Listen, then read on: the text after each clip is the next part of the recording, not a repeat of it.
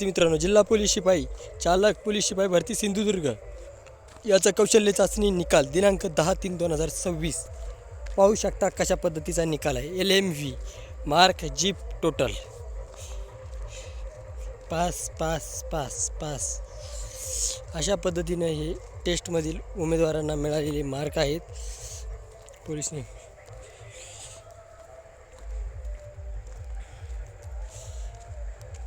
Total या ठिकाणी 65 जण आहेत।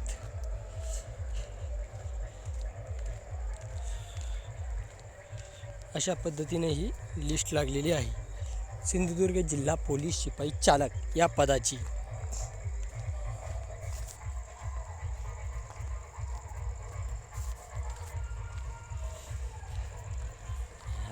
इकडं असलं